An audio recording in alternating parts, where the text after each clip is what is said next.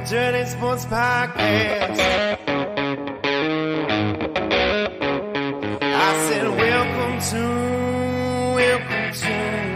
the Dirty Sports Podcast with Andy, Ruther, and Joe Prano. Welcome to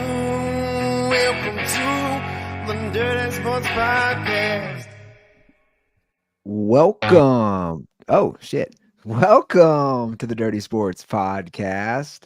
I'm your host, Andy Ruther, coming to you live from Cincinnati, Ohio, with my co-host from Port Hueneme, California, Joey No Chill Prano. Hello, Andy. Good morning. Good morning, sir. That was a little stumble out the gate there. For me? For me, I was like, oh, shit. Oh, yeah. You were like, you introduced me and I went to talk and all of a sudden I was like, so a little stumble out of the gate for me too. But here we are. It's a Thursday. We're back, man. Baby. Thursday. Just telling you, we got some interesting calls from the dirt balls today. I'm almost upset that we're not doing it on Friday again. Friday made it very easy for me to crack a beer here. Yeah. Well, back to the usual, back to the norm. Little Monday and Thursday, but yeah, you know, I have a theme for this episode. Okay.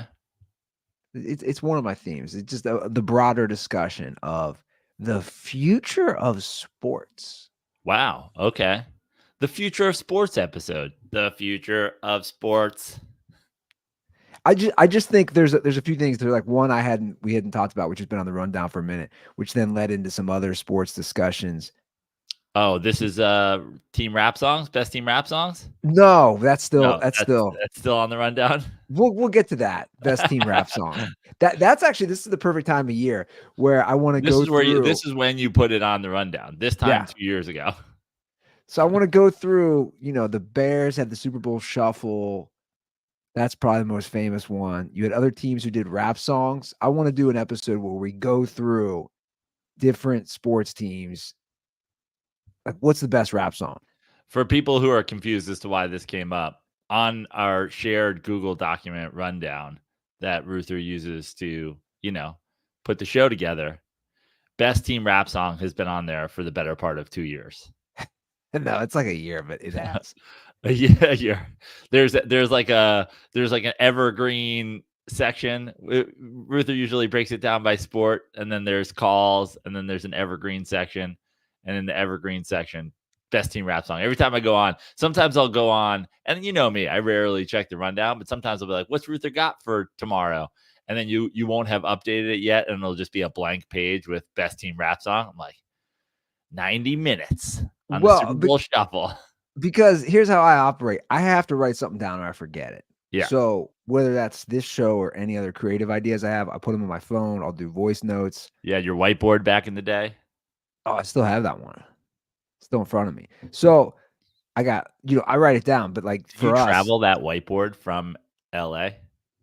Oh, yeah. You were like, too many good ideas been on this whiteboard. This whiteboard has to. It's a good whiteboard. Yeah. I mean, I travel. Some of the stuff I brought was, you know, was stupid, but a lot of it, like, did I travel with my Playboy subscription of like 10 years? And they're heavy. Dude, you got 10 years of Playboys or whatever it is. It's in a box and they are heavy. Did you end your subscription at one point, or did it end on you? Like, because they stopped doing magazines, right? Yeah, like they're not even a thing anymore. I ended it. Okay. You're like, that's enough. Dude, I actually felt bad for Playboy at the end. It was once a month. It was down to like barely $1 a month. I had it from like probably 2005 to like 2012, 2013. But I want to go back because you're going to laugh. I know you've done this before to me. The articles in there, especially the Q&A that they would do with a celebrity or a sports person, I bet there's some good nugs in there, especially with how much the culture has changed. Right. And that seems to be a thing that's happening these days, is like old quotes get unearthed, and then that's like a whole new story. Oh yeah. It's so funny the world we live in with like the internet. It's like this was written on paper, but no one put it on the internet, so it was really hard to find. But in 2012, this person said this in Playboy, and now it's like a whole story again. Oh, I know. I know that happened with recently in the last year with John Wayne. Some like wild shit he said in like 1970, and it was in a Playboy. I'm like, are you surprised? Yeah. Are you really surprised? But I know there's some wild stuff in there. Well, I hate black people, right? They're like, well, John Wayne, why you don't have to say these things. It's Playboy though. You remember when the John Mayer thing? The John Mayer thing was pretty wild when it came out. I think almost even now, if it resurfaced, do you remember that? No. So he did. That was probably 10, 11, 12 years ago. He didn't hold back on dating like what's her face? Jessica Simpson, and how good the sex was, and he was addicted to it, and she was a fiend too, and some of the other women he dated, and that was a big deal when it came out because they're like, wow, he's not holding back. And he said she was like, I think he called her like a drug with the sex. And people were like, how wrong? But like, you know what I'm saying? Now they'd be like, how he's so, it's like you're misogynistic or whatever he would be labeled now, even worse. You know, you go back and you read something like that. But it's also fun to see who posed, which is funny. Right. Like my girlfriend grabbed a few. She thought it was so cool because she's younger. She's like, this is so cool. I want to like go through these and look at pictures and then like read some of these articles. And there's a couple that are still sitting. Millennial discovers Playboy. That's basically what it is.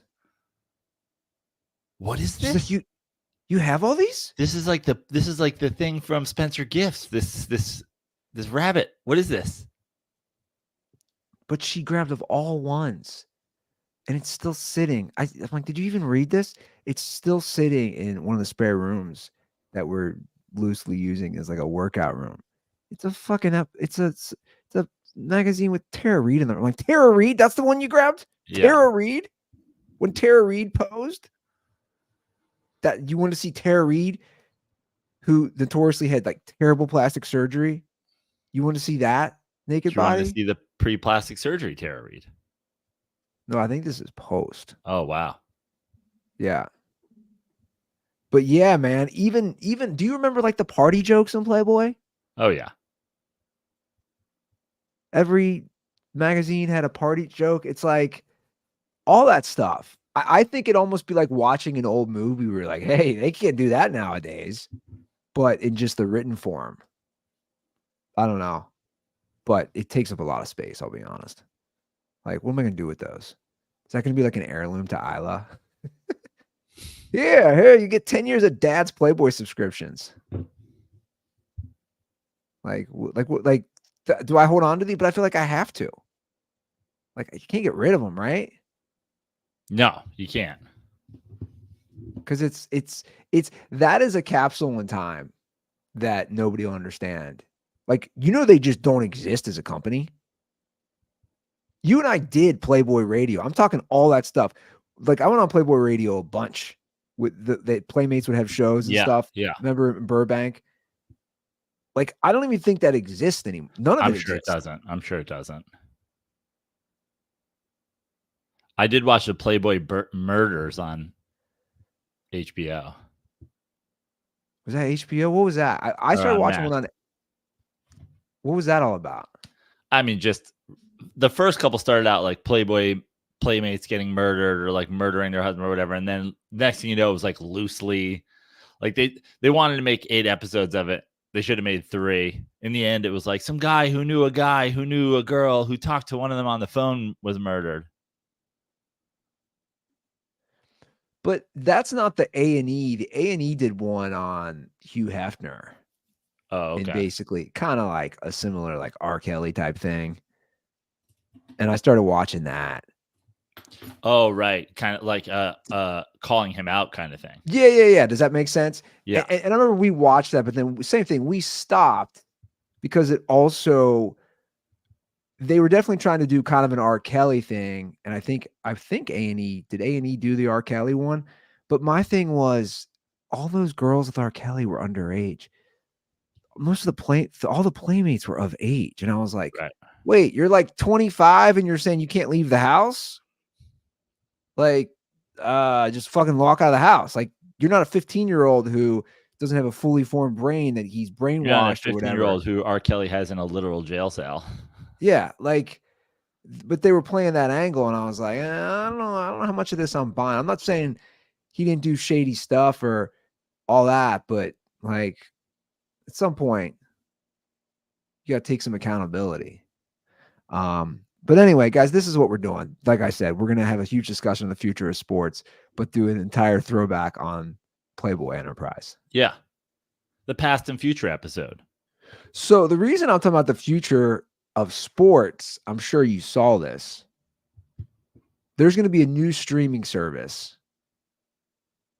It's a huge blockbuster deal. Now, this was announced the week of the Super Bowl, I believe, or the week before. So maybe it didn't gain as much traction. It's a huge deal because 3 major networks are teaming up. ESPN, Fox, and Warner Brothers for a new sports streaming service to offer the NFL, NBA, NHL, Major League Baseball, college basketball, and college football. Cable. Well, that's what everybody tweeted. Yeah. Did you see those tweets? No, but so that's what every single person tweeted was like, oh, so these big networks are teaming up for their standalone service, which is like they've never teamed up for a streaming service. Right. And everybody said, yeah, that's cable. So, and to make sure that this never goes out on you while you're watching one of these big games, we'll send you actual hardware. You can plug it into your wall. So they think it'll probably be around $50. And I'm like, so I see that, Joe, and I'm like, okay. I pay what for YouTube TV? Like 75? I'm like, and that includes a million more channels.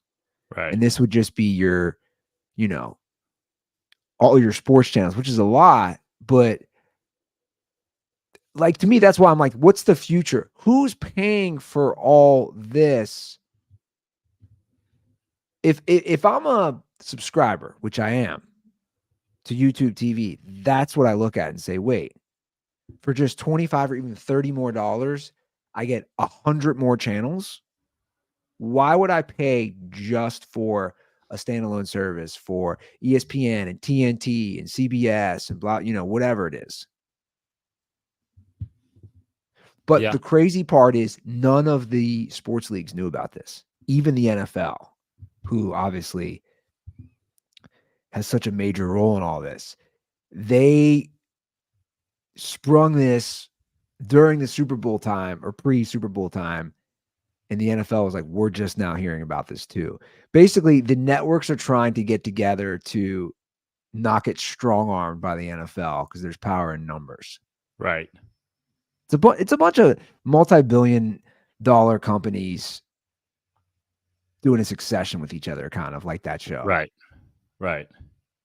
Yeah, I mean, it is ridiculous when you think about all that we've gone through in the last, like, I don't know, let's call it 5 years in terms of the proper cord cutting and whatever to come back with this. It's like everybody split. And now even like they're saying, oh, Peacock and Paramount might join. It's like when you do these things where you're just going to start, merging. I mean, this is how it all happened in the first place, right? Like, oh, if we merge, then it's more things for people to, more content for people to pay for, to get what they pay for. It's like that gets to the point where, you go that because there was a time when certain cable companies had certain channels and others didn't. I mean, we were even at the point not that long ago, still, I guess, to this day, where it's like you need Spectrum if you want the Dodgers and blah, blah, blah. It's like you're going to get to the point where you make these conglomerates of like streaming networks. And now you're choosing between this one and this one, or like you did before, like, oh, I'm going I'm going to get DirecTV because I want football, but I'll also have cable because I want this. And it's like, next thing you know, you're back to paying $200 a month for television. When the truth is, I mean, this from a sports standpoint, like I think there are people who just watch sports or watch Yeah, I Netflix think you're right. or watch HBO. Like I think there are people that just like don't put on broadcast TV anymore, that don't have to watch something that just came out, or like I think there's a whole world of people. And it happens to me when I watch so during the playoffs in NFL is when I learn about what these shows are, because during the regular season, there's so many games going on that when a game goes to commercial, I either switch the channel or switch my attention to a different thing. And during the playoffs and the Super Bowl, when it gets down to less games and you're watching one game, you're sitting through commercials, you all of a sudden CBS just has like a show about firefighters, what is this? Like, who in the fucking world watches this? So I say that it's funny. It's funny you bring that up. I said every time I'm watching an NFL game, and I will say that. I'll say it out loud. I'll say, who is watching this? Who's watching? Chicago FD. It's the old people, right? But when they die, like this is a reality, and this is why like the future of this it is pretty fascinating. When they're all dead in the next 25. I'll say people 60 and older, when they're all dead the next like 25 years, I don't know how those shows still exist. You and I don't know a single person who's watching any of these shows that you're talking about. No. We don't My know a mom single watches person. like Blue Bloods, Yeah. But it's like a great example. That's what I'm saying. That's not going to exist in 25 years. But that's where they're kind of at this crossroads, not just all these networks, but the leagues, right? So you have the NBA is up for a new contract, sports contract, and it's going to be bigger than the one before. No way. No one's watching. College football, same thing, right? Like all these things. Sarcasm, by the way. I know. It's just for our listeners. It's just more money. Right?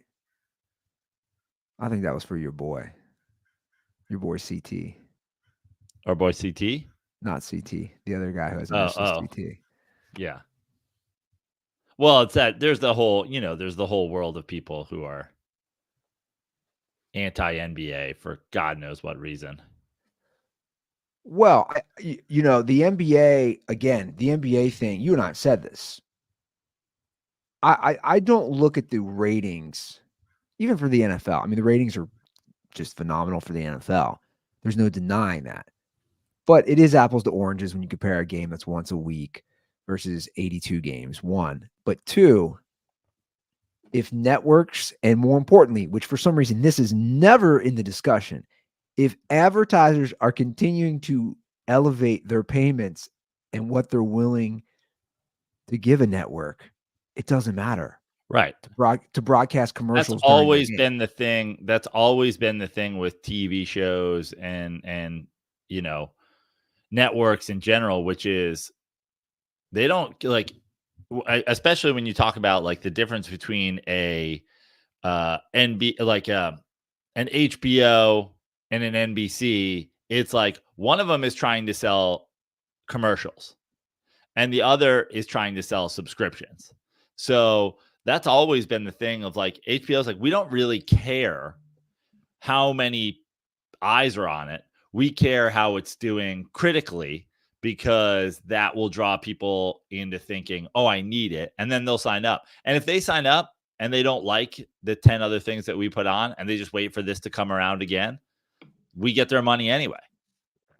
Yeah. And that's the same thing with the way these leagues sell to, like, we don't care if people are watching as long as your money keeps going up. Now, obviously, the more people watch, the more we're going to be able to command. But just knowing more people are watching this than watch the fucking firefighter show, like, we know that you're going to buy it because you can't make content. No matter how much our ratings are quote unquote dropping, if you're not making content that touches that in ratings, then what do we care? Yeah. And It's even like the All-Star game. No one watch the All-Star game. It's like the All-Star game for them is the whole weekend. It's Friday, it's Saturday, it's Sunday, it's all the fucking things. well, and again, same thing, which we've mentioned, I don't know how many times, another important discussion to be had with all this. It's not just TV. It's YouTube. It's TikTok. It's Twitter. It's Instagram. All that shit matters. Those are eyeballs, and there's advertising in that. Right. So there might not be the same, the amount of people that watched the dunk contest in 1985 and in 2024. But if the NBA has the most YouTube subscribers of any league, and they get the most, it's the NBA doesn't hate it when you take a clip from the All-Star game where the floor is one big fucking Sprite or whatever that new Sprite is. Yeah. Sorry. They don't hate it when you take essentially a giant starry ad and put it on your Twitter and go like, I wish they competed like they did back when Kobe played. Look at this game. Yeah, they love it. And that's why the NFL, same thing, all these leagues. That's why you always joke about Major League Baseball. That's why none of these leagues ever went after you for copyright. They're like, you want to share my clip of that interception? Cool. Share it with as many people as you want. You're just doing me free advertising. Yeah. I see, as I pull this up, I knew this was going to happen. This was just 2 days ago. I didn't see this till now. Fubo TV sues to block ESPN, Warner, and Fox Sports streaming service. So now they're going to face lawsuits. People are going to claim it's a monopoly and that they're cornering the market. Good luck with that. He don't even have a special on Netflix or Fubo TV.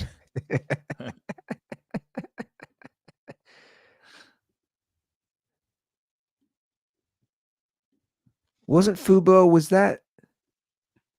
That was literally Fubu. That was Damon John's For Us By Us clothing line, right? Yeah. Fubo was like the first. I mean, it's funny that Fubo is suing them because it's like they're like, hey, that was our idea, and it was like, yeah, but your platform sucks, so we're just gonna do it ourselves. Wasn't McAfee on Fubo for a bit? I don't know. Or was that The Zone? He was definitely on DAZN, right? It's not it's not delivery, it's DAZN.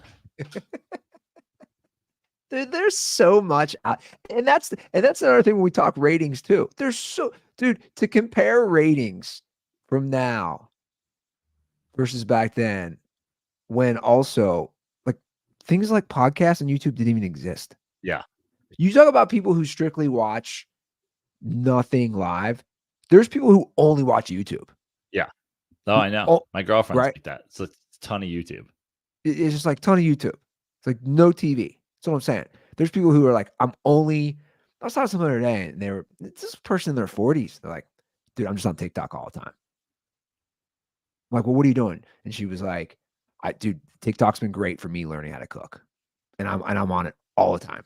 And I'm watching recipes and chefs and not, people who aren't famous or like who become famous even though they're not quote unquote chefs. And it's like, there's people who just consume that stuff.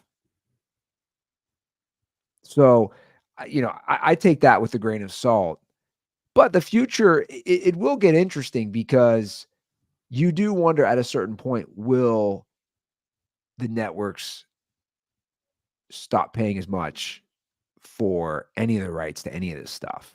Right. But they can't because, again, the content that they're creating on their own costs them money to create. And then if it doesn't touch that, like the NBA is creating its product no matter what.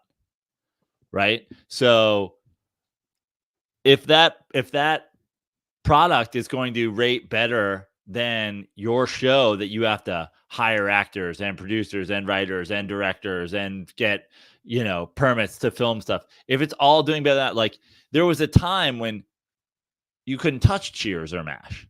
You know what I mean? But now it's like, more people watch the alt third broadcast of the Super Bowl where SpongeBob is announcing the game than have ever watched an episode of True Blood or Blue Bloods. Yeah. Or Fire Starters or whatever the fuck that. I swear I couldn't believe that was a real thing. They just kept telling me there was a show about like wildfire firefighters, and this guy is just like walking in like a wife beater across the screen. There's not even any fire in the commercial. I'm like, what is this show? Dude, there's multiple. There's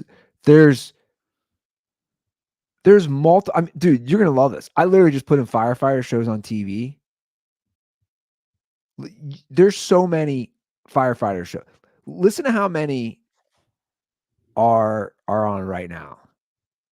You have 911 Lone Star, Fire Country. Fire Country. That's the one. That's the one I kept seeing an ad for. I think on CBS. Just 911. Yeah, which is like a firefighter. I think maybe cop show. Firefighter Cop EMT. Chicago Fire. Yeah, I loved the era where we just went through Chicago. We did like Chicago, whatever, like Chicago PD, Chicago Fire, Chicago Dental. And you're like, what? It's like it's a dental office, but it's in Chicago. This stuff. So who is watching this shit? Who? Like what's the literally Midwestern old people who are like, what happens in the big city? They're like, oh, you don't know what's going on in Chicago? You want to know what a bus driver's life is like in Chicago? Watch Chicago Bus. That's interesting there. They just get in the bus all day and they drive people up and down. All right.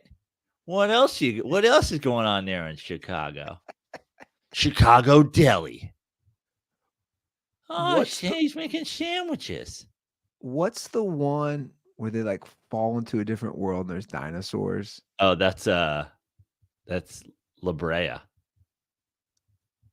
Like, what is that about? What is La Brea about? Yeah. I only know it from watching football. Yeah. The only reason I know it. I'm like, what is this about? Is this based on La Brea tar pits? What are we talking? Is that the time frame? What are we talking about here? So we talk about the future. The people who, by the way, it's so funny because that is, we talk about the NBA and like no one's watching anymore. Meanwhile, everybody's watching. The only people that aren't watching anymore are the people who are watching Fire Country. I don't like the NBA anymore because they don't try on defense. Now, if you'll pardon me, I'm gonna watch a 5'3" former male model pretend to be a wildfire firefighter. Because he's not black, and I like that about him. Jesus. Chicago FD. You know what's going to happen too? What they should do, they should just put on CBS or NBC or whatever. They should just put Chicago B-ball and then just show Bulls games and con Midwesterners into watching it. They're like, oh, this is interesting. This is a show about a team in Chicago, and they just show you their games. You know what we're probably pretty close to? We're not that far. It's definitely gonna be in our lifetime. Where you can do like a simulation where you're at the game. Oh yeah. VR, like you're courtside. Like you're watching the Bulls game, man. You're in LA. Yeah. You're courtside. Yeah. You're at the Lakers game. You're watching Bronny James III or whoever it is, like 30 years from now. If the Knicks want to move me back to New York and give me a center court seat on press row and put me in a VR headset, I will watch all the right things during the game so that people at home could VR into that view. I'm available for that. It's nuts though. Like it's true though. That's why I always talk about the experience, right? Especially for me with NFL games, the experience of watching it at home versus being at the game. And plus people are so antisocial. Like I don't know what the future of this stuff is. I did chuckle hard today or yesterday whenever I saw that college football has already had talks about a 14-team playoff in 2026. And Let's go. I instantly thought, oh, a 14 team? Like the NFL does, 14 Yeah. teams. Yeah. So for people like me who always say the NFL is so much better, and college people are like, no, it's not. And you're like, whoa, The whoa, whoa. regular season won't matter.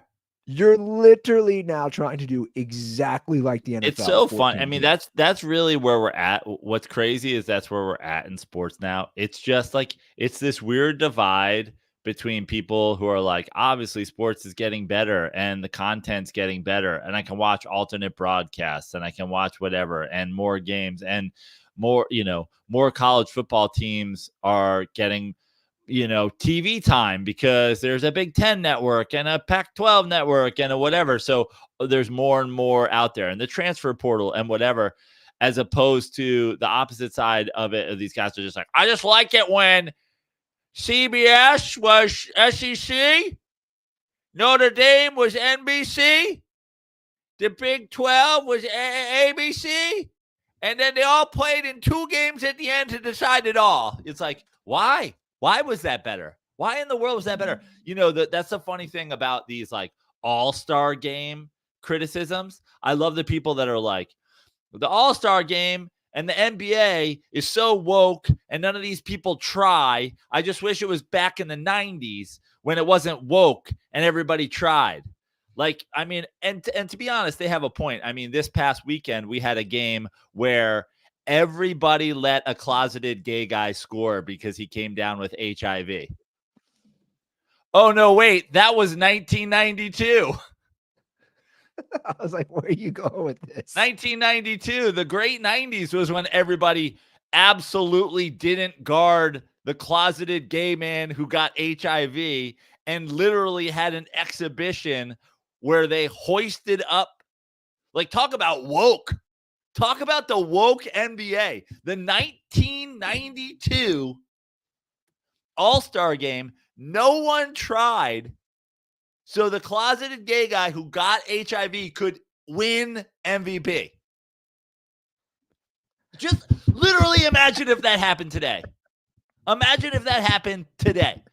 Imagine if this past weekend, some guy who left the league last year for trans surgery came back and LeBron James just like let him score so that they could on purpose get that guy the MVP. The fucking conservative head would you'd see actual explosions. They'd be like, we have a mass cranial explosion that happened simultaneously and actually registered on the Richter scale after conservatives watched the entire league let one guy score for woke reasons so that he could win the MVP.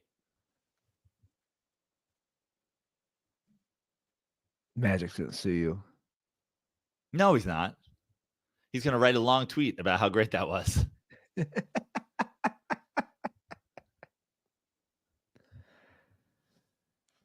Yeah, man, it's crazy. I checked out the Dirty Sports today, and this Joey No Chill fella had another hot take, as they're called.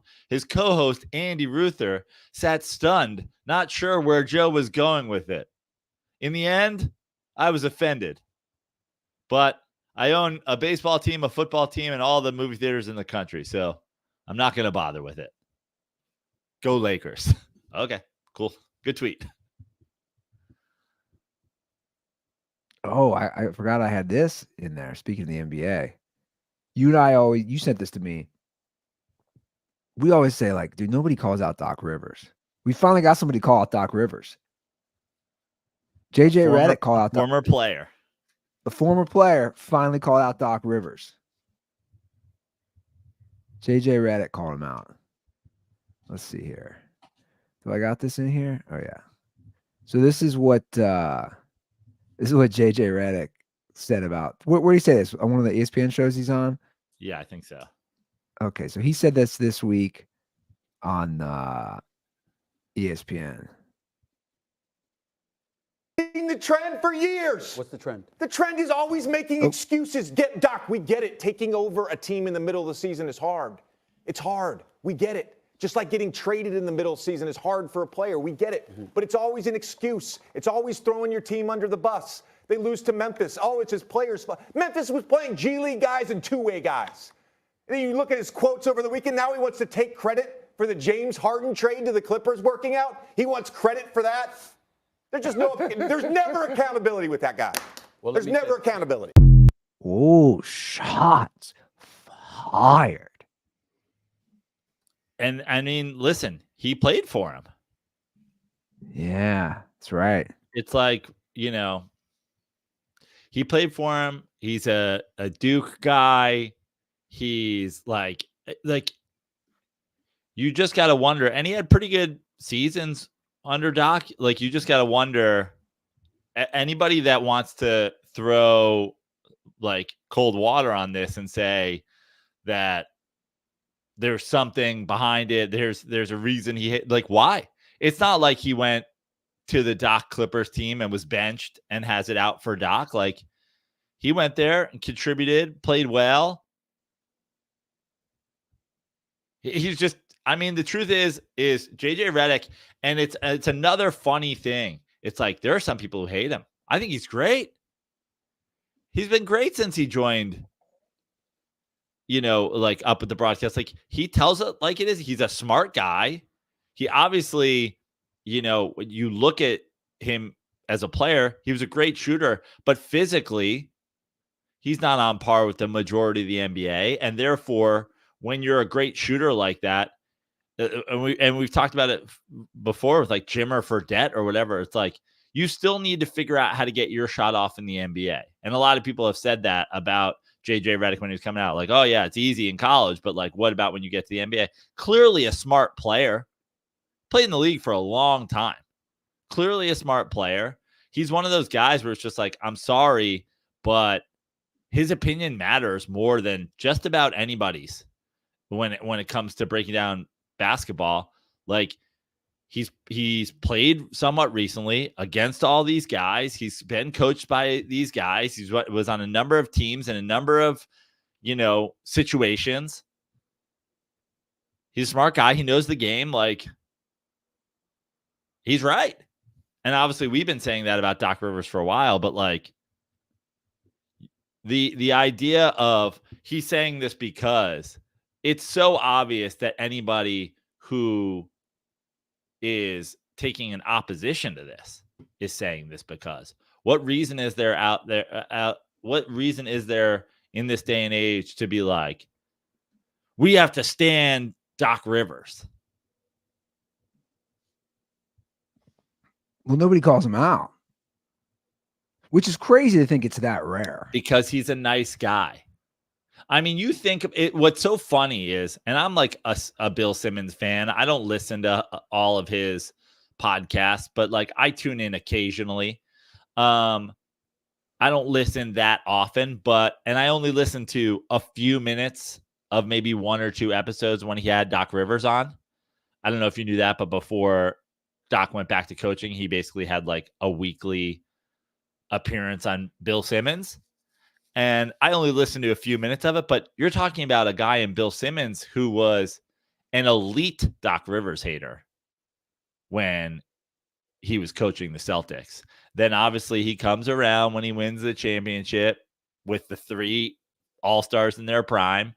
And then he goes on to like loving Doc Rivers to the point where he's like having a conversation with Doc Rivers weekly. And it's like, I get that Doc Rivers is a nice guy, but like, being a nice guy shouldn't make you like not be criticized.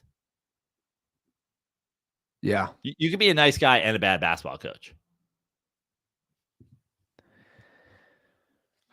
Yeah, no, 100%. They're not exclusive. It's good. I mean, it's good to see that. That's for sure. We got some Carmelo calls after last episode. Oh, we did. Any defenders? No defenders. Yeah. So. And then we got a call about the NBA All-Star game, ways to make the weekend better. By the way, I just want to ask you this because, the reason I said any defenders is like, it would be crazy to listen to the show. I mean, I'm sure there are like Russell Wilson stands out there. Obviously, we're not necessarily. Don't you dare do that. What? You don't compare Russell to Carmelo. No, I'm just saying the guys that we've gone after on the show, like we're obviously sort of on opposite sides of that, but like no one here is defending Melo. So it'd be interesting to see if somebody who like loved Melo could even listen to the show and exist. You know what I mean? Because it's like if you love Melo, you probably love Kobe. We've kind of come, but anyway, obviously we got two interesting take. Well, one is like fascinating, which I actually agree with. It's a wild take on why people love Melo, and one is a dirtball from New Jersey who couldn't. He like gave up on the Knicks because of Carmelo. I want to get to those, but I wanted to ask you because of sort of polarizing figures on this show. Did you see that your boy Johnny Manziel was on Club Shay Shay?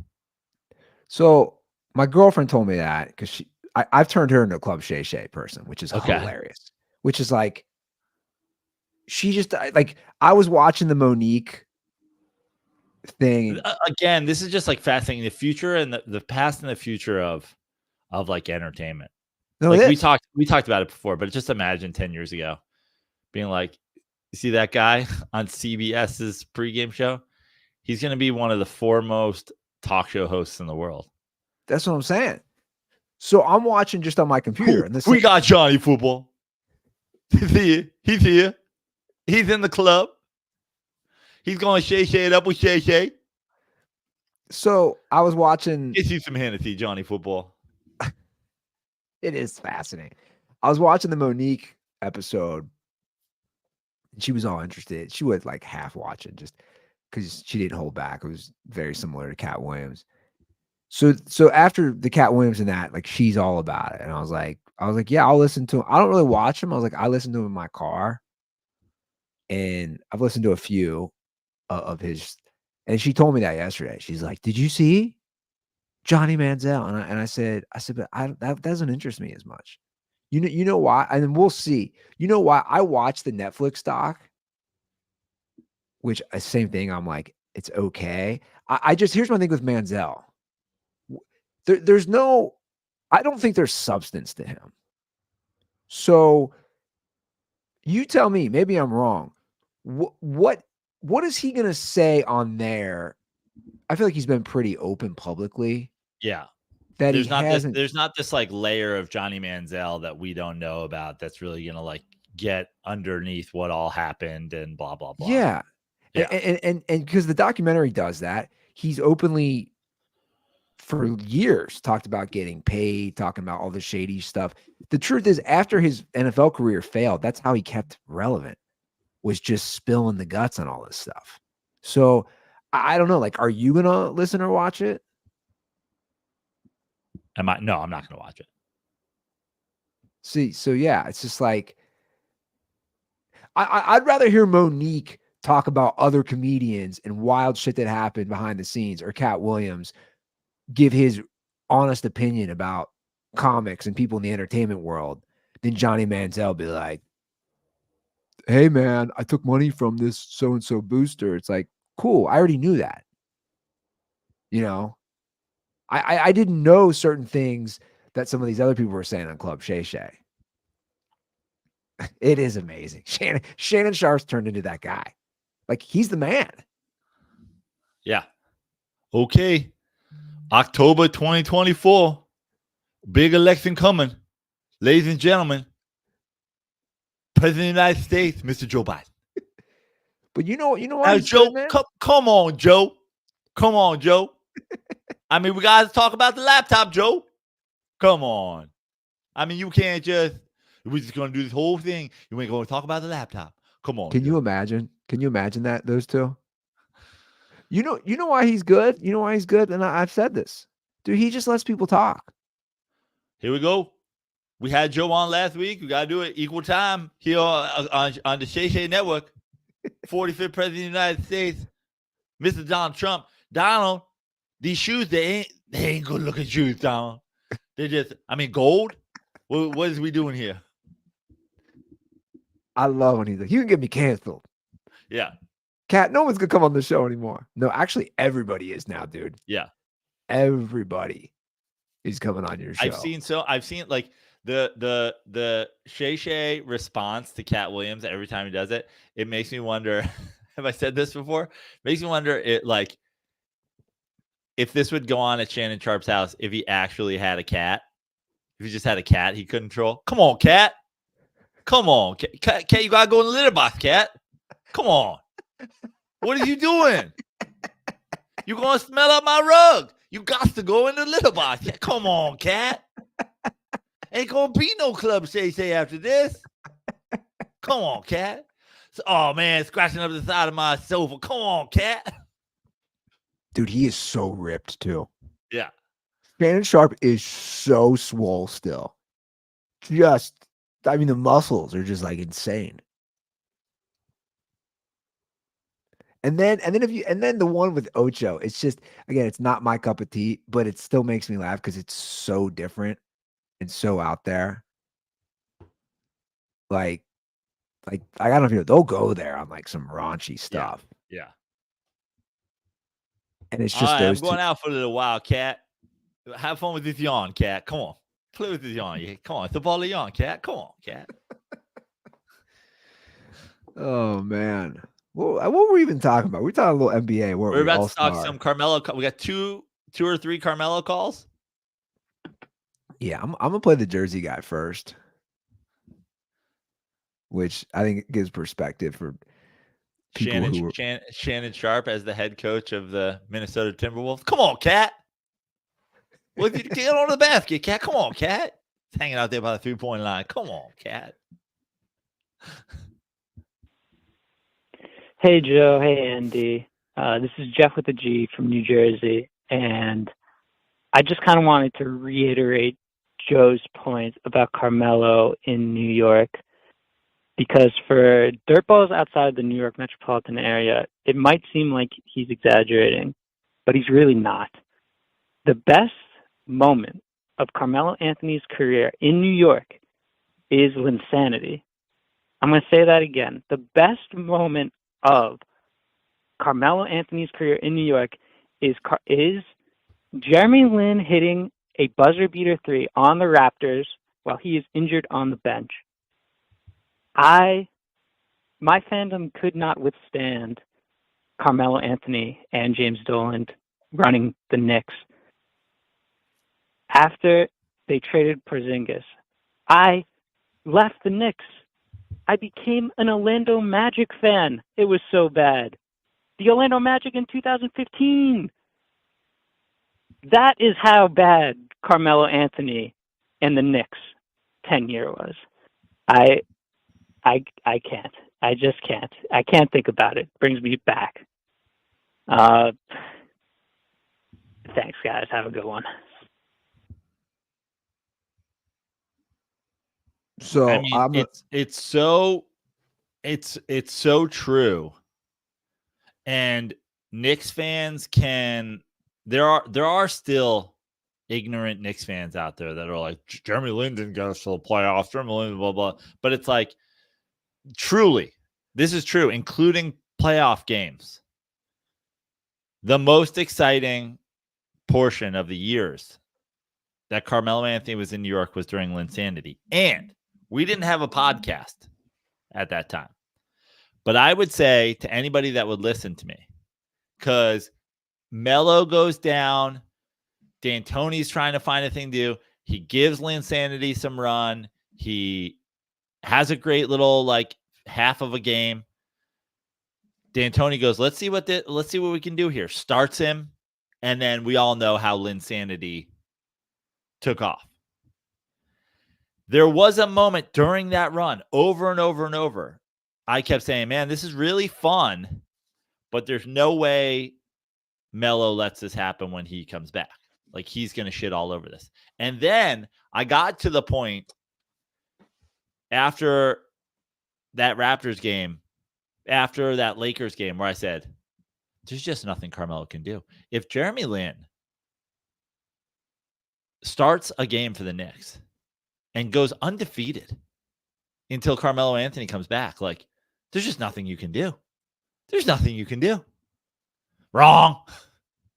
He basically went undefeated. I think he lost 2 or 3 games in the whole time that he was starting before Melo came back. Melo came back, over. Whole thing's over.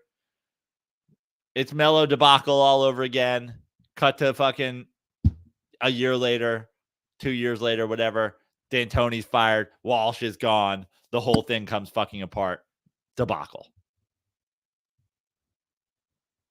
So the next call, which is not just about Melo, it's about some theories on Kenny Smith in the All-Star game. Okay.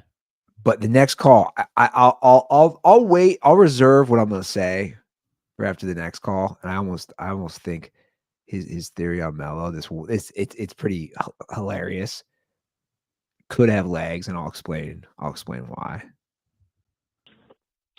Hey guys, it's Derpalze from Miami calling about a couple things NBA related.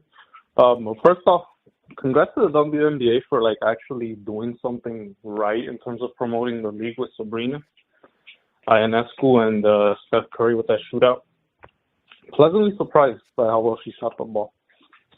But the things I wanted to get into were actually number one, in regards to Kenny Smith. I think the theory as to why he was so pissy during All-Star weekend is because he might have gotten word that he's getting replaced with Draymond Green. As you know, that's kind of been in the works, it feels like, for a couple of years now. Like, that's kind of done the rounds on Twitter. So maybe that's why. And he was just kind of, in a pissy, passive-aggressive mood all night or whatever. Or, like, the whole weekend, really. And the other thing is, regarding Carmelo, why he probably has so many stands, it's a funny yet simple thing, and I remember seeing this in a Barry McCockiner video of all things a couple of years ago, I think, regarding like his most overrated NBA players ever. That literally Carmelo has stands because his name, Carmelo, is so cool sounding, right? So maybe it appeals to, like, I don't know, Puerto Rican Knicks fans or whatever, or maybe just people who like his name. Like, as stupid as it sounds, like, people have stand NBA players for stupider things, in my opinion. But yeah, that's about it, guys. What do you guys think regarding those two little minor topics? And yeah, have a good show. And condoms are for the Trailblazers and Joe Cronin. All right, see you. So I think so this is kind of hilarious that it's his name, but it goes to my theory, and I'm just gonna say it. We had our call before. You sound like a white dude from New Jersey. Carmelo's stands are all black dudes. They are. Yeah. Like, for the most part, don't you think? I think it's like, but you know what? I think there's some dumb Knicks fans out there too, and No, I don't get it. No, there are. I'm not saying it's all black dudes. I shouldn't say that, but like, I think it's the fan who just is like, oh, look at his game, and you're just like, well, let's talk. Listen. I hate. But my point is the name. It is a cool sounding name, and I think it's a cool sounding name. Carmelo's a cool sounding name. Let's call it, Brandon. You're not going to see a white guy named Carmelo, right?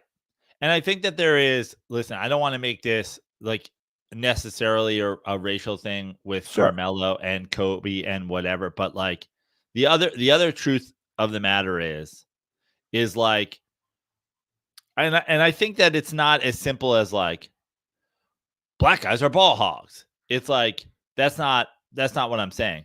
Like, before I even start, what I would like to say though is I think there is a thing, if you're a young basketball player, right?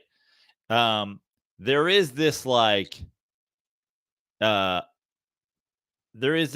I mean, you either sling rock or have a jump shot. You know what I mean? Like, that whole thing of like, the basketball for a lot of young black kids is like a way out. Sure. And so, understandably, having a attitude on the basketball court of like, look at me, take me, like, give me a shot. Let me make the team. Like me, I want to go to this college. I'm going to go to the league. Like, there's a lot of guys whose attitude is like, forget my teammates. You don't get to the NBA because you win the high school state tournament. You get to the NBA because you have a bunch of points. And whereas I think conversely, we've seen it in the NFL, like all the jokes on like the Bill Belichick scouting a fucking white wide receiver, right? It's like those guys are effective because they're playing the game in a certain way. They're not the biggest, strongest, fastest.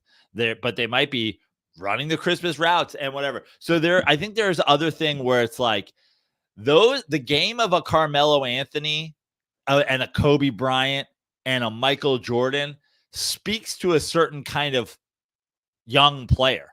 And that's a young player who's me first. Now, and again, for those young players, I'm not necessarily saying that's wrong. It's certainly wrong in terms of helping your team at that level win, but it's certainly not wrong in terms of like, hey, this is an opportunity for basketball to take me somewhere, and this is the way I got to do it. Now, I think there are a lot of like college coaches that would probably be like, I don't need to see you do that. I'd rather see you, obviously LeBron James is the best example ever of a guy who is a very unselfish basketball player who always plays the game the right way and has achieved the greatest heights that anyone has ever achieved. Magic Johnson is a great example of that. But like if you're a Carmelo or a Kobe or a Jordan stan, you are looking past the fact that like these guys are selfish players. They're selfish. Like that's just, it is what it is. So I think that there's a whole level of that as well. Yeah, no, for sure. But it's the, again, it's always the look at his, it really does. The Kobe Carmelo it's the same linear thinking of these people. It's like Mamba mentality. Now, obviously, Kobe put in way more effort to the game. Oh, 100%. Way more effort to the game. No 100%. Doubt about it. But also a selfish basketball player. No doubt about it. Both of them. That's my point. Two of the most extremely selfish basketball players that have ever walked the face of the earth. If you sat across from a Carmelo stan and you just said, okay, what did he do besides score? There's really nothing else they could say.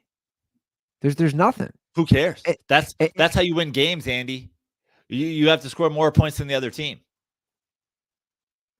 You wouldn't say, what else did he do besides score touchdowns? It's like, yeah, you kind of would. Yeah, you would. But my point is, even Jordan, and obviously Jordan had, I think a lot of great players, you're going to have a selfish part to your game for sure. At some point, you should if you're good. But like, it's like you and I could just cite, oh, yeah, Jordan passed the ball in the finals when he had open guys to win shots. Steve Kerr, John Paxson, you name it. He passed the ball. He made the right basketball move. Give me one instance. I mean, here's a great example of Carmelo Anthony's like overriding selfishness as compared to even those guys. I mean, it started with Michael Jordan. Michael Jordan was an extremely ball hoggy young player. What made Michael Jordan a success as a team leader is Phil Jackson and Tex Winter came in and ran the triangle. And he might not have embraced it right away, but eventually embraced it, and it won them 6 titles. Kobe, an extremely selfish basketball player. Phil Jackson comes in, triangle, championships. Carmelo Anthony, selfish basketball player. Phil Jackson comes in as president of basketball operations. Phil Jackson gets fired because Carmelo Anthony refuses to participate in anything that Phil Jackson is doing. And Phil Jackson becomes the enemy to dumb Knicks fans. Yeah, it's insane. By the way, back to that call from Jose. I didn't know. I knew they're talking, obviously Draymond Green's getting a lot of time. The thought of him replacing Kenny Smith is wild to me, though. It's too many of the same. Like Kenny Smith serves a purpose on that show. I agree. You couldn't have Shaq and Draymond and Charles Barkley. Oh no, with Ernie. Do you know how much harder Ernie's job would be? Yeah.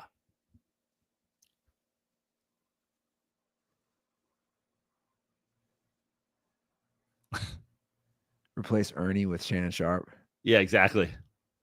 Come on, Draymond. Come on, Dre. Come on, you can't be doing that. Come on. I'm gonna need insurance for this show. Shaq, how did General? I mean, come on.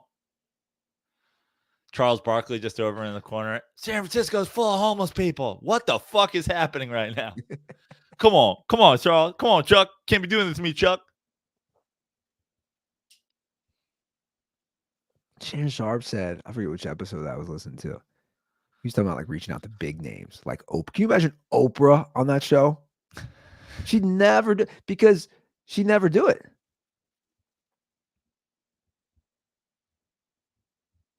I hope he starts, crossing. He's obviously got Johnny Manziel. He's crossing into white people. I'd like to see him get some white musicians on there, maybe like Cat Stevens. Come on, Cat. What are we doing here, Cat? Come on. You changed your name to what now, Cat? Come on, Cat. Youth if what? Come on, Cat. You can't make me try to say that. I got some Hennessy in me right now. You can't try to make me say that name. Can I just say Cat? Where does he record that? Where is Club Shay Shay? Is that like a studio somewhere? I can't believe he used to be on a show with Skip Bayless. That's insane to me. Yeah. That's absolutely bonkers. We have a call about All-Star Weekend suggestions. This is classic wild dirtball call. Okay. Like a few, I'm like, okay, I can meet the middle ground on some of these, but our boy McKay is coming in hot with a real interesting suggestion. One of his, I think, 3. Hey guys, it's Derpalze from Miami. Oh, that's not it. Hold on, is it the same one? Calling about a couple. Oh man, did I not? Did I accidentally? Did I mess that up? Come on, Andy. Come on, man. Did I mess that up? Hold on. Let me see if I can load this on the spot. Yeah, I accidentally load. Did I load the same file twice, or did I do it wrong in the back end? Hold on. Let's try this again. Let's try this again. Hey guys, it's God damn it! Wait, let me try a third time. Hey guys, it's Fucking Jose is just on. Oh man, McKay. I want to play it. Is it possible? You want me to do some plugs while you pull it up? Yeah. Let me see if I can pull this up, guys. Let me just say this: Andy has prepped me for this call, and I'm excited for it. So I want to give him an opportunity to do it. Don't fast forward because you might miss it. Apparently, this call, an exceptional one from our friend McKay down in Houston, who acquired us tickets to the Astros game when we went down there to our Texas visit. Came to see us in New Orleans. Great, supportive dirtball. Speaking of supportive dirtballs, you guys can support me at a number of shows coming up. First, February 29th, the Hollywood Improv Lab. We're doing a night of sports comedy. So those tickets are available right now. Improv.com, on my Linktree and my Instagram and my TikTok. So get those tickets now if you're in and around Los Angeles. Don't wait. Buy them now. Also, we've got officially April 25th, New York Comedy Club Stanford in Stamford, Connecticut. I'll also be back in Vegas at the end of March at Jimmy Kimmel's Comedy Club. I will be in Arizona at House of Comedy AZ the third weekend in March. So come see those shows and many more. JoePrano.com for all my shows. At Joe Prano on Instagram, at Joe Prano on TikTok. Like I said, all links to all those shows are in my bio, and always adding stuff. I'll be doing Eddie Ift's birthday show in Malibu in March. But if you're in and around LA, February 29th, Leap Day, at the Hollywood Improv, Night of Sports Comedy. Maybe Shannon Sharpe will make an appearance. I mean, come on, lab. Come on. This a lab? Cooking some stuff up in the lab? Come on, cat.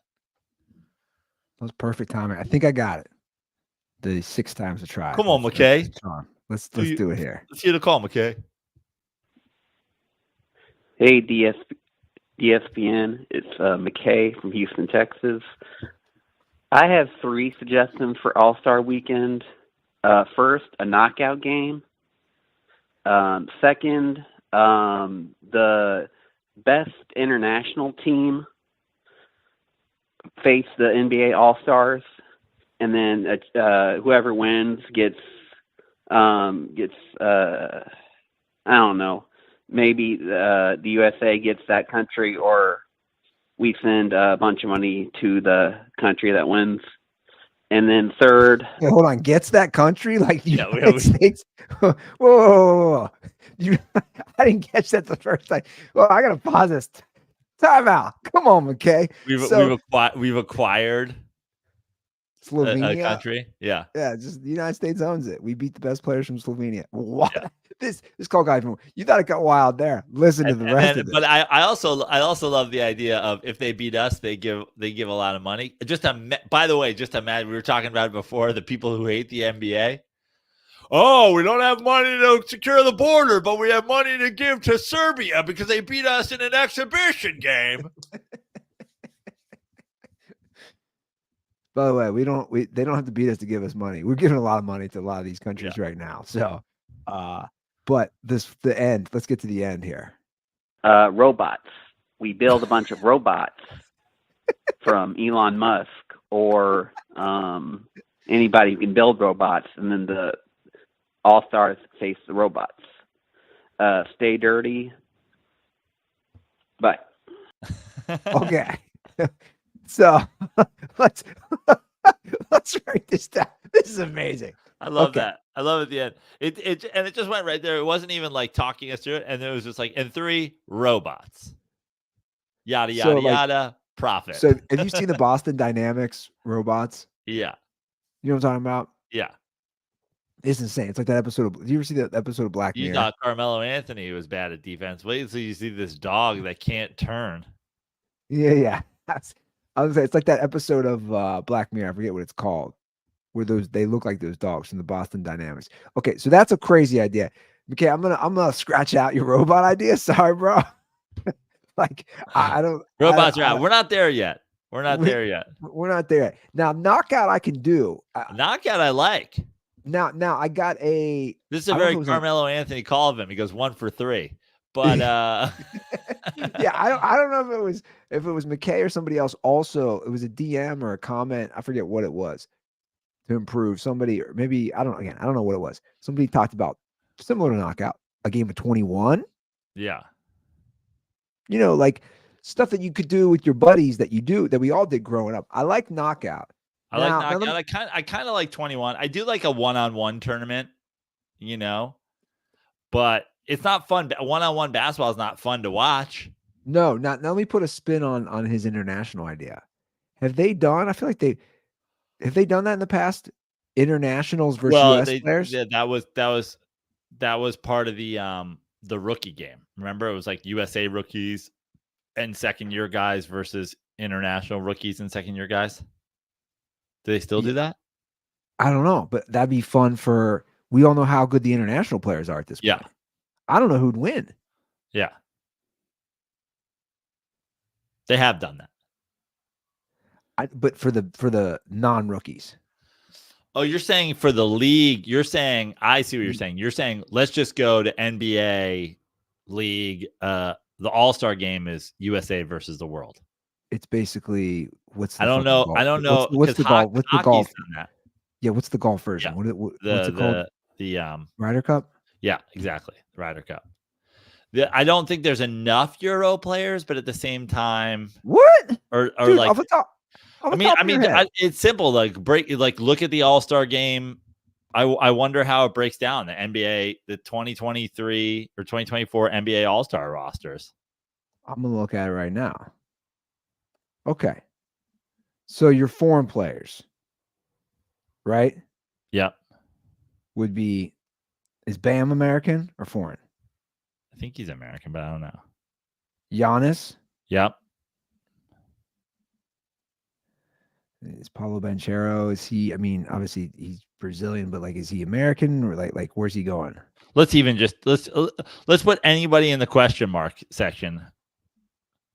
Okay. On the other side. So, I still don't think we'll say Bam, Giannis, Banchero, Embiid,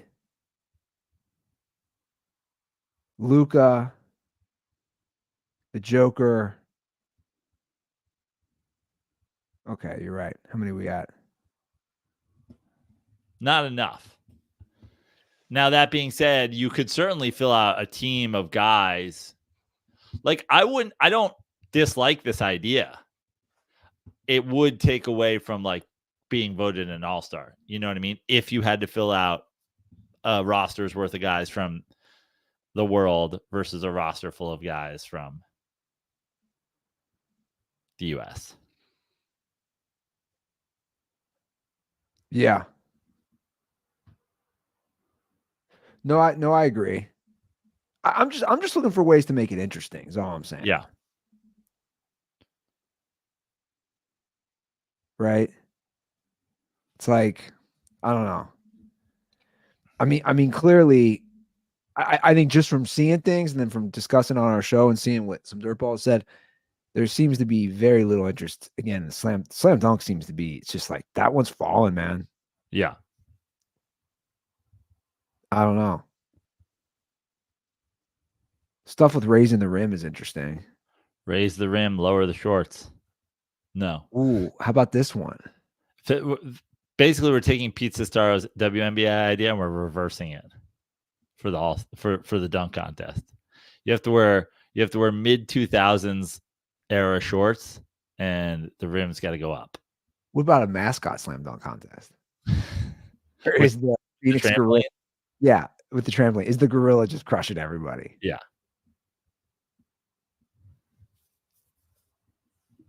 That gorilla walked so Harambe could fly and get shot.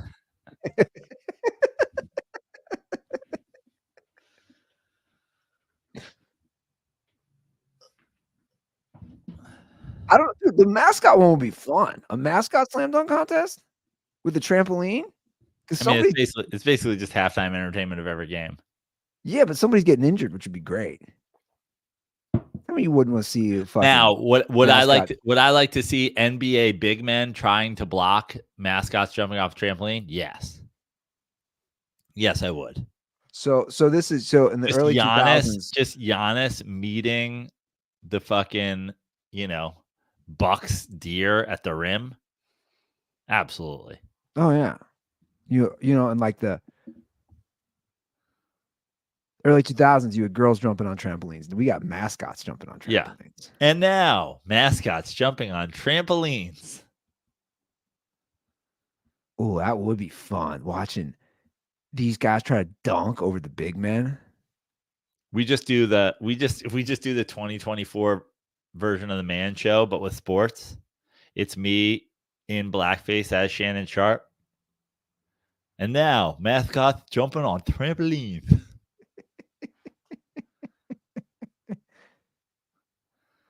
You could get really creative. Basically, what the NBA would have to do is go minor league baseball style.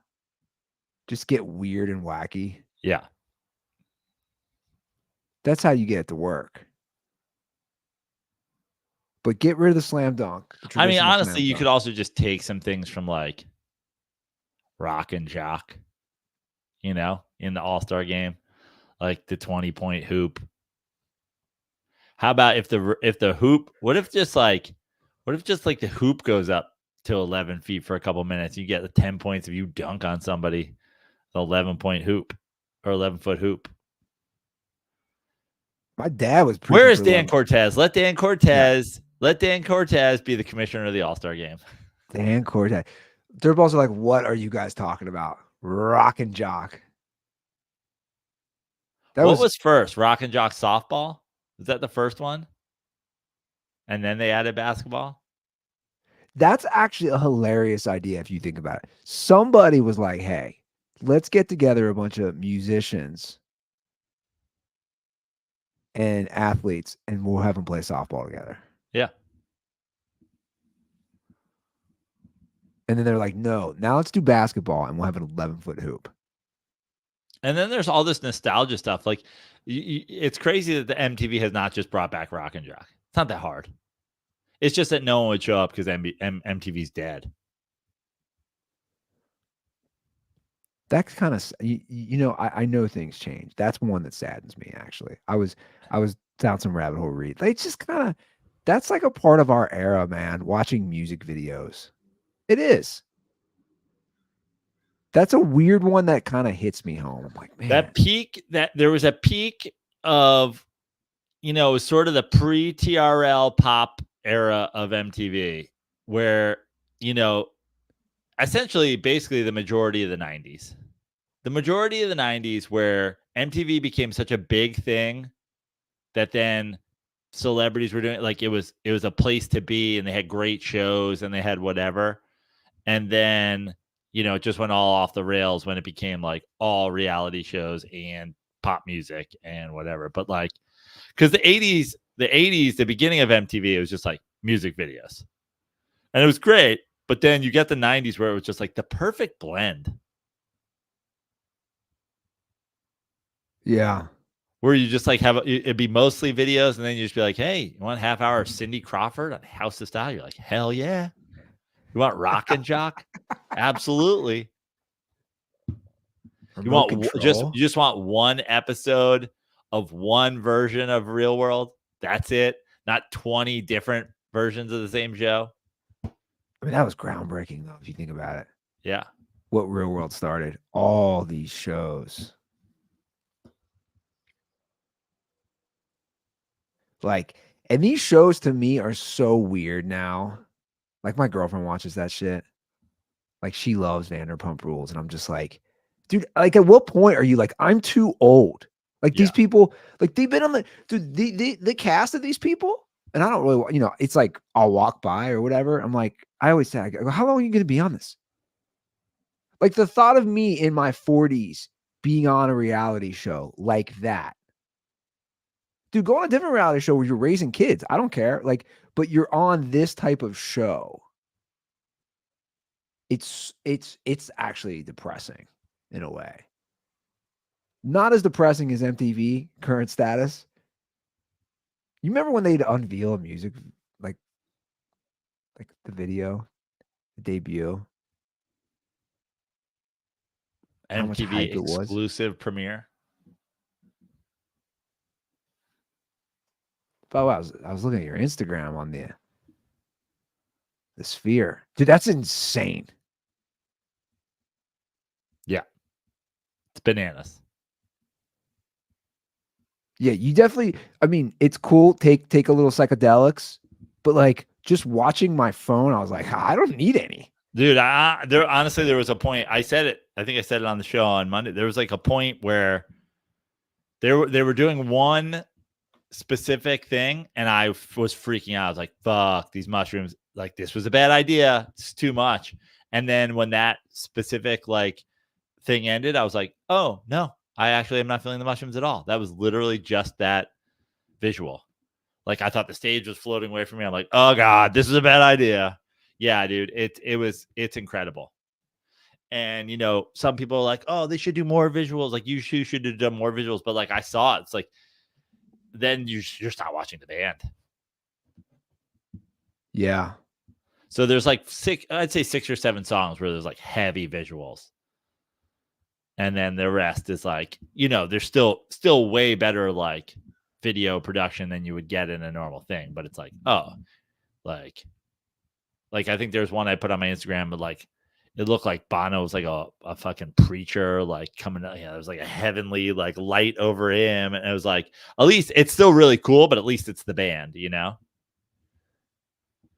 I wonder what they did one you would love. At one point, the whole thing opens up and you just see the Vegas skyline. I'll send you it. I didn't put it up, but yeah.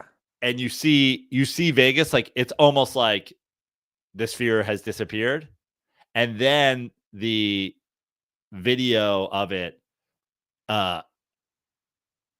Vegas gets taken down piece by piece, like deconstructed until it's just the desert again.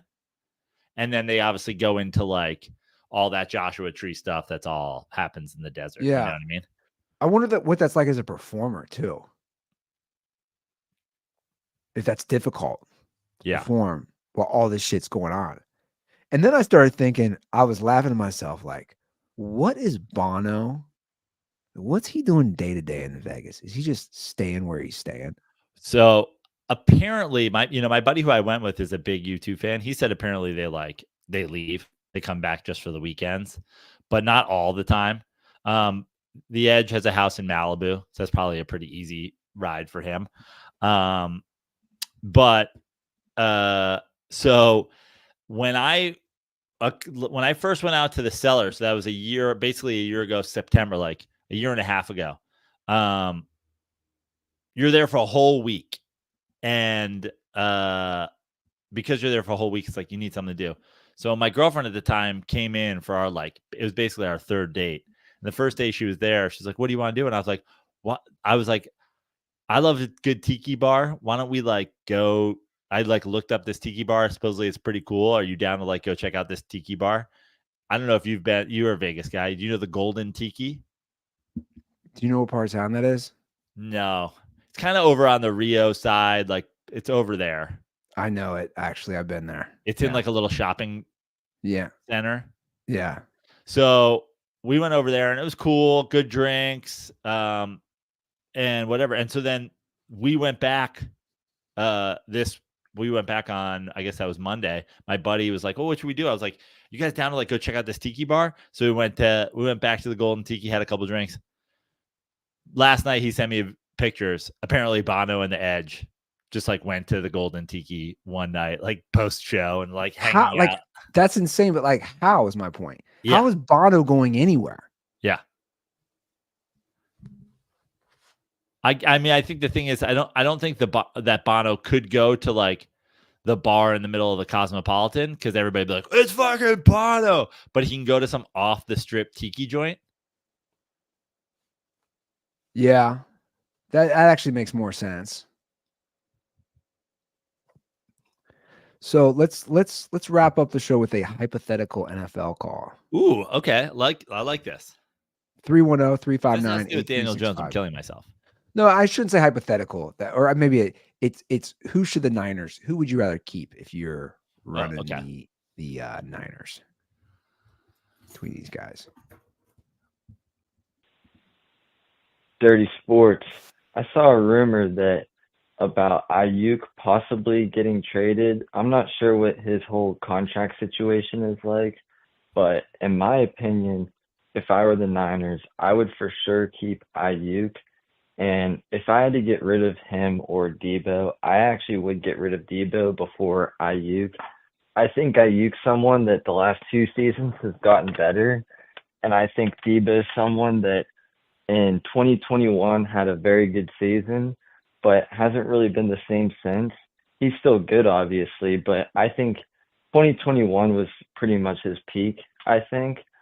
So I wanted to see what you guys thought. If obviously in an ideal world, I think it's good for them to keep both guys, but if you had to trade one or the other, if you would go Aiyuk or Deebo, I personally am going Deebo. And since you guys were talking about Melo, I would like to have you guys do a ranking of overrated players, past or present. Because since you guys talk about overrated, underrated all the time, I'd like to see a list of who you guys think the most overrated players are. So, all right, let me know what you think.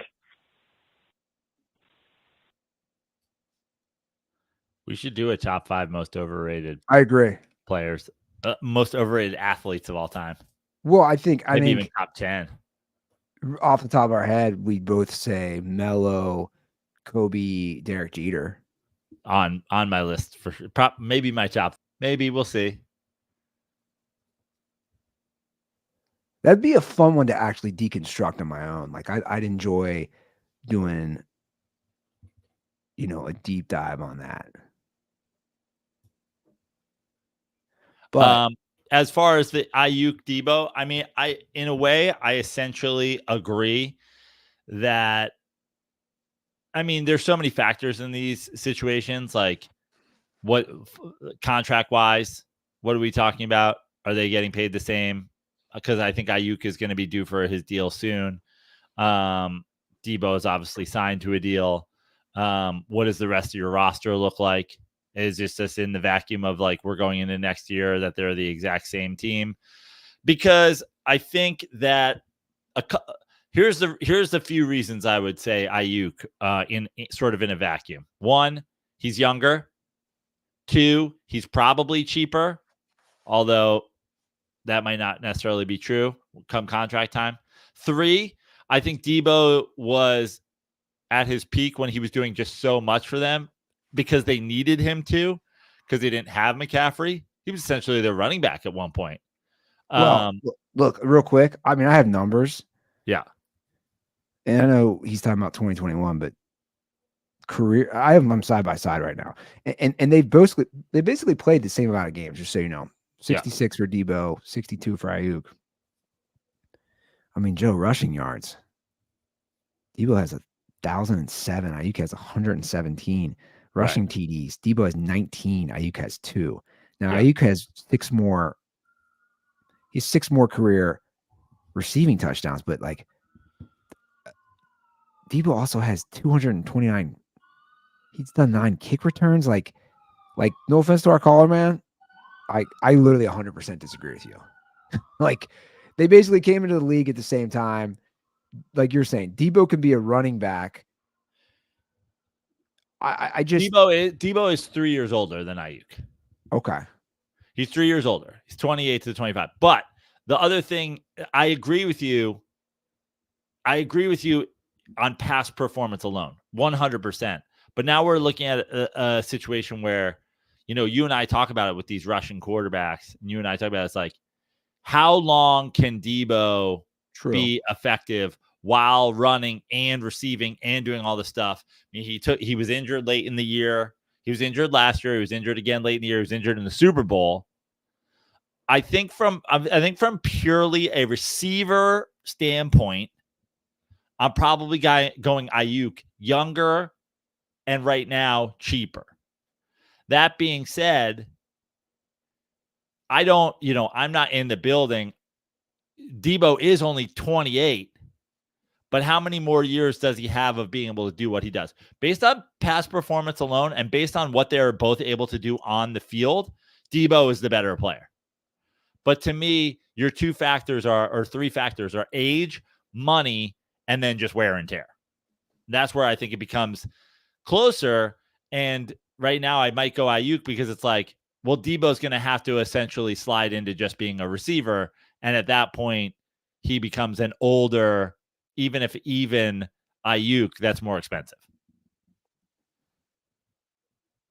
Well, Juwan Jennings started to emerge. That's the other thing. But and so this is the counterpoint too. If you were arguing for Deebo, it's like Aiyuk is a good player. There's no doubt about that. But you're also talking about a team where it's like you can't guard everybody. You can't guard McCaffrey and Deebo and Kittle. It's like Aiyuk is one of those guys. Like he does benefit from being the 4th option. 100%. As the same way that Jennings did in the Super Bowl. Like we can't double team everybody. I'd still keep Deebo. I think Aiyuk also, he's benefited from, like you're saying, there's just so many options. That's why he's gotten open a lot more, I think. Right? As far as his career has progressed. For sure. It's not coincidence that he's suddenly getting way more receiving yards when they add Christian McCaffrey. Absolutely. I mean, the truth is like, I know Aiyuk, there was like some talk, him, his girlfriend, whatever, his brother, his cousin, like everybody in the world had some like post Super Bowl Instagram drama. Now everything is is, passive aggressive Instagram posting. But like, as good as Aiyuk is, I don't think you pick him up and you put him on the Raiders and he's fucking dominant. Well, that's my point. I agree. Dude, join the Patriots. See how you do. Yeah. He definitely has a game-changing speed, and he's a great player. But also, what about when he's manned up from the best, the best corner on another team? Exactly. So I think what you and I should do to go to the end of his call is we should come up with, maybe individually, and we can discuss. Again, we're going to have a big crossover, our top 10 most overrated athletes. Let's do it. I mean, I'm already thinking of like some now I don't know if it's fair for me to do this, but I'm already thinking of some quarterbacks that I never watched, but like, it's just like, if I hear about Terry Bradshaw's 4 Super Bowl rings and I'm like, okay, cool, let's look at his numbers. Yeah. And I know it was a different era, but it's like, are we going to include those type of people or just leave them off? Well, the thing about him is like, what's crazy, because I would say, let's say you had him on the list, and I don't think you should, but like, if you had him on the list, I think the counterpoint would be, when we talk about the GOAT conversation, we talk about the greatest quarterbacks of all time, we talk about top 5, he almost never comes up. No, you're right. And that is, again, where it's like, there's never any consistency when it comes to ring counters. When you're a ring counter, you only count rings for the guys you like. And then when the guys you don't like, he's not. So Bradshaw up there, no one puts Bradshaw over Elway, but Kobe's over LeBron because 5 greater than 4. You're like, okay. Yeah. Okay. I see your point. All right. We'll come up with that. I like that. Good suggestion. 310-359-8365. You guys did good today. I'll give Dirtballs credit. You guys had some little thought-provoking calls, which inspired some good discussions. And next episode will be robots. Joe and I will be in robot form. No, nothing. All right. Yeah. So you guys know where to find us. I don't know if you want to plug again, but I know you already. You guys plugged. got all my plugs in the middle of the show. Come see a show. Follow me. Follow us at the Dirty Sports on all the things. And I'm just gonna get in the lab, figure out my top 10 most overrated athletes of all time. I like it. All right, guys. Have a great weekend. We'll be back on Monday. And as always, stay dirty.